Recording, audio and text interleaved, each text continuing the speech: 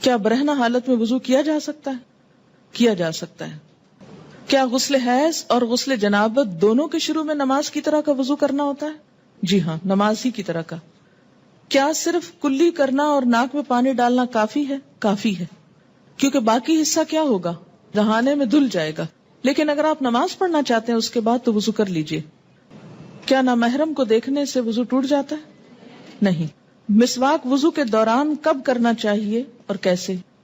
جب کلی کر رہے ہوں اس وقت. ٹھیک ہے. غسل کرنے سے پہلے کیا مکمل وضو کرنا ہوگا یا پاؤں غسل کے بعد دھونے ہوں گے؟ بتائیے. مکمل وضو کرنے کے بعد آخر میں دوبارہ پاؤں دھو کر باہر نکل آئیے. سنت ایسے ہی ہے. ایک سوال یہ ہے کہ جو لوگ مریض ہوتے ہیں اور ان کا پیشاب قطرہ قطرہ نکلتا رہتا ہے، اس کو عربی میں کہتے ہیں سلسل البول، یعنی مسلسل پیشاب آتا رہتا ہے. یہ ایک خاص بیماری کا نام ہے. تو اس کو معذور قرار دیا گیا. معذور کے احکام بھی انشاءاللہ آپ پڑھیں گے کہ جس کو کوئی مجبوری ہو، اور وہ جیسے ابھی آپ نے مثال پڑھی کہ شدید سردی کے عالم میں جیسے تیمم ہو سکتا ہے، تو اسی طرح معذور کے خاص یعنی ایکسپشنل کیسز، تو اس صورت میں وہ جان بوجھ کے تو نہیں کر رہا یا کوتاہی نہیں کر رہا. تو اس میں یہ ہے کہ نماز پڑھنے کے وقت جب شروع کرے نماز تو وہ پاک کپڑا پہن لے، یعنی کپڑا تبدیل کر لے، یعنی اپنی شلوار یا جو کچھ بھی وہ پہنتا ہے. اور اگر نماز کے دوران بھی کچھ اس کے آؤٹ آف کنٹرول ہے، کوئی ایسی بیماری ہے، تو ایک وضو کے ساتھ اپنی نماز جو ہے وہ مکمل کر لے، اور اگلے نماز کے لیے تازہ وضو بھی کر لے، یعنی طہارت دوبارہ کر لے اور کپڑا پھر بدل لے. یہ اس کا حکم ہے. یہ اسی طرح کا حکم ہے ان عورتوں کے لیے جن کے پیریڈز ختم ہی نہیں ہوتے یا بہت لمبے چلے جاتے ہیں.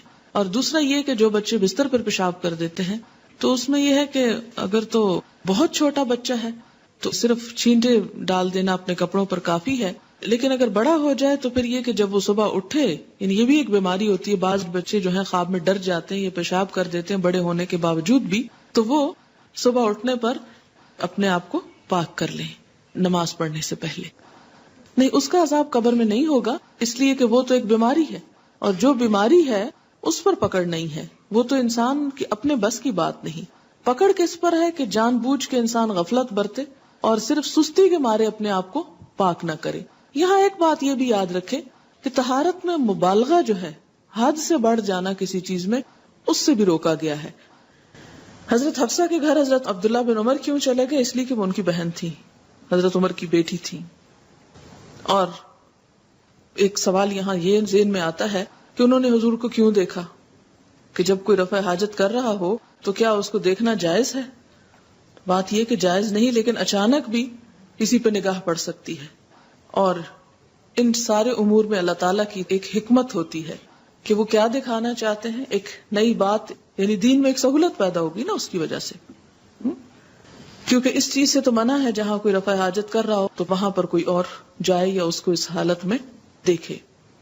لیکن یہاں پر آپ کو میں اپنے گھروں کے اندر جو باتھ روم ہے اس کے استعمال کے لیے بھی یاد دہانی کراتی چلوں کہ ٹوائلٹ سے باہر فرش پر بیٹھ کر رفع حاجت کرنا یا پیشاب کرنا یہ بھی سخت منع ہے، اور یہ بھی اسی میں شامل ہو جاتا ہے، اس لیے کہ وہ فرش ناپاک ہو جاتا ہے، اور ہو سکتا ہے جو بعد میں آئے اس کو صحیح طور پر پاک نہ کر سکے، یا آپ ہی صحیح طور پر اسے پاک نہ کرے. اور ایک جگہ جس پر یعنی جو ظاہر نظر آ رہی ہے، جو فرش کی قسم کی، جہاں آپ کو معلوم ہے لوگ اپنے کپڑے دھوتے ہیں، لوگ کھڑے ہوتے ہیں، نہاتے ہیں یا وضو کرتے ہیں، تو اس کا نتیجہ کیا ہوگا کہ وہ غلیظ فرش جو ہے اس کی چھینٹیں پلٹ کر انسان کے جسم پر آئیں گی، کپڑوں پر پڑیں گی یا جوتوں پہ گندگی لگ جائے گی.